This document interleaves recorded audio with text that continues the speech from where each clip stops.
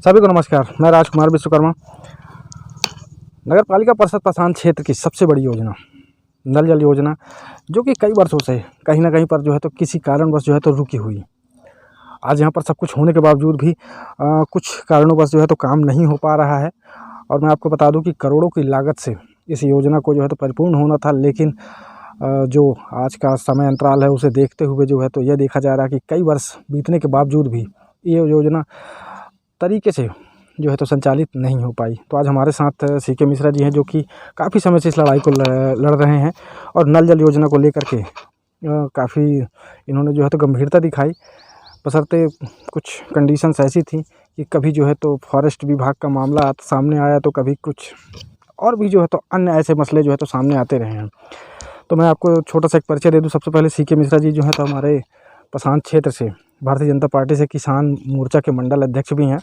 तो आज इनसे कुछ चर्चाएं करते हैं कि ये जो है तो नल जल योजना की, इस योजना के लिए कई वर्षों से प्रयासरत हैं, तो आखिर आज कितने वर्ष बीत गए, तो इसकी पूरी जो जानकारी है हम सीके मिश्रा जी से लेते हैं। तो मिश्रा जी, इस नल जल योजना को लेकर के आप कितने वर्षों से परेशान हैं और कई वर्षों की आपकी लड़ाई है, इसकी पूरी विस्तृत जानकारी दीजिए।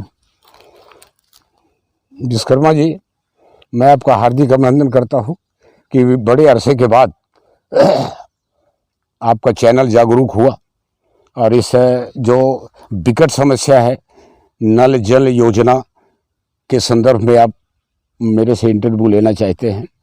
मैं आपको शुरू से ये बताना चाहता हूं कि ग्राम पसान जो नगर पालिका क्षेत्र है, ये 79 में इसका गठन हुआ और 79 से आज तक करीब 40 वर्ष हो गए। लेकिन बड़े दुर्भाग्य के साथ बोलना पड़ता है कि यहाँ नल जल योजना का किसी भी तरह से कोई शासन के द्वारा, प्रशासन के द्वारा, मध्य प्रदेश सरकार के द्वारा किसी भी तरह का ये नल जल योजना में क्रियान्वयन नहीं किया गया। मैं आपको ये बता दूं, डिटेल जाएंगे तो बहुत लंबा इतिहास हो जाएगा।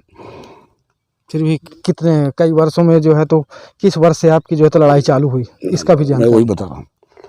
17 अप्रैल 2013 से मेरा ये लड़ाई स्टार्ट हुआ, क्योंकि लड़ाई तो मैं पहले भी करता था, लेकिन एक्टिव होके कि हमारे यहाँ जेतहरी में फिल्टर प्लांट बन गया, कोतमा में फिल्टर प्लांट बन गया, नगर पालिका पसान में फिल्टर प्लांट क्यों नहीं बन रहा है। तो माननीय नंद कुमार साहब थे कलेक्टर महोदय, उनसे मैं जाके मिला और मिलने के बाद में मैं उनसे डिटेल चर्चा किया। उनका मैं आभार व्यक्त करता हूं कि उनके द्वारा मेरे कथन को गंभीरता से लेते हुए मैं पानी का बॉटल भी ले गया था। बोले नहीं मिश्रा जी, पानी की बॉटल तो किनारे रखिए, हम आपके मनोभावना को समझते हैं कि पानी आपका फिल्टर प्लांट के दौरान नहीं मिल रहा है। वो उनका ये वक्तव्य था कि मान लो अगर हम आपको अध्यक्ष बना देते, तो मैं कहा साहब मैं तो अध्यक्ष बन ही नहीं सकता। अरे बोलो नहीं, मान लो मैं बना देता हूँ, तब आप क्या करते। तो मैं कहा साहब अगर दुर्भाग्य से या सौभाग्य से मैं बन जाता तो फिल्टर प्लांट का योजना बनाता और केवाई नदी से पानी सप्लाई करता। ये बात उनके दिमाग में घर कर गया, केवाई नदी, और वो तुरंत उस समय के जो नगर पालिका के अध्यक्ष जो थे, प्रशासनिक अधिकारी थे, शहडोल से जो ये अनूपपुर से भी तहसीलदार एसडीएम को बुलाए और बृहद रूप से चर्चा हुआ, प्रपोजल बना। प्रपोजल बनने के बाद भोपाल गया और भोपाल से सैंक्शन हो गया। 2013 से सैंक्शन आज तक पड़ा हुआ है। इसमें मैं बहुत प्रयास किया, बहुत लिखा पढ़ी किया। इसकी शुरुआती लागत क्या थी जब वर्ष 2013 में आपने इसको स्वीकृत कराया कि काम होना चाहिए? उस समय इसका शुरुआती लागत था 35 करोड़ का, अभी वो बढ़ के उसका हो गया 36 करोड़। 36 करोड़ शासन के द्वारा, लेकिन ये नगर पालिका के अधिकार क्षेत्र में नहीं है। ये मध्य प्रदेश सरकार जो है, मध्य प्रदेश शासन के अंतर्गत ही आता है। उन्हीं के द्वारा टेंडर कराया गया, उन्हीं के द्वारा ये टेंडर कराने के बाद टेंडर हो गया, लेकिन आज तक कार्य स्टार्ट नहीं हुआ। ये बड़े दुर्भाग्य की बात है। इसमें हम कॉन्ट्रैक्टर से भी हमने बात किया। कॉन्ट्रैक्टर भुलावे की तरह बात करते हैं कि आज हम यहाँ अप्लाई किया, हम वहाँ अप्लाई किया। और मैं कहा भैया, अगर आप नहीं कर पा रहे हो तो हमारे माननीय मंत्री जी बहुत इंटरेस्टेड हैं, बहुत ही इन सब मामलों में बहुत एक्टिव हैं। आप बताइए, हम मंत्री जी से चर्चा करेंगे और अगर आपका पेपर कहीं रुकता है तो उस पेपर को हम परसू कराएंगे। लेकिन उस ठेकेदार, उस कॉन्ट्रैक्टर के द्वारा, और वो भोपाल के हैं कि कहाँ के हैं मैं ठीक से नहीं कह सकता, आज डेट तक किसी भी तरह से ना कोई संपर्क किए और ये नगर पालिका से, और ना ही किसी तरह के यहाँ कोई कार्यभार हुआ। प्रशासन को दबाव देके पटवारी और कानून गो के द्वारा 1285 नंबर खसरा नंबर अलॉट कर दिया गया है, लेकिन आज तक अलॉटमेंट होने के 6 महीना बाद भी आज तक किसी तरह की कोई कार्रवाई नहीं हुई। ये नगर पालिका क्षेत्र पसान और इस गांव के हरिजन आदिवासी, ये हरिजन आदिवासी नगर पालिका है, लेकिन बड़े दुर्भाग्य के साथ कहना पड़ता है कि आज तक इसमें किसी भी तरह, सब सोए हुए हैं, निद्रा में पड़े हुए हैं ना। एक चीज़ और भी है यहाँ पर जो है, तो देखा जाता है राजनीति करने वाले लोग जो है तो बहुत सारे हैं हमारे इसी पसान क्षेत्र में। ज़िले के कई सारे नेता हैं, तमाम कई नेता हैं, लेकिन इन सब विषयों पर इनका मन क्यों नहीं जाता, उस पर ध्यान इनका आकर्षित क्यों नहीं हुआ? विश्वकर्मा जी, आपको ये बता दूं, आप बहुत अच्छा सवाल किए, प्रश्न किए। ये जो भी बड़े बड़े नेता हमारे इस क्षेत्र के हैं, पसान नगर पालिका क्षेत्र अंतर्गत, मैं नाम नहीं लेना चाहता, वो अपना विकास करते हैं, गरीबों का विकास, इस क्षेत्र का विकास करने में उनका रुचि नहीं है। ये केवल एक बहुत छोटे उसमें भाषा में मैं आपको बता देना चाहता हूँ कि ये आदिवासी क्षेत्र है। ये बेचारे दिन भर काम करते हैं और शाम को जाते हैं तो अपना भोजन पानी बनाए, जो भी सूखा दूखा है वो खा लेते हैं और पड़े रहते हैं। ये बड़े दुर्भाग्य, यहाँ एक हॉस्पिटल खुला हुआ था उसमें, जिसमें आज तक डॉक्टर का पोस्टिंग नहीं हुआ। कितना प्रयास किया गया, आपके द्वारा भी इसमें प्रयास किया गया, हमारे द्वारा भी प्रयास किया गया। वो डॉक्टर आता है, बैठता है, चल देता है।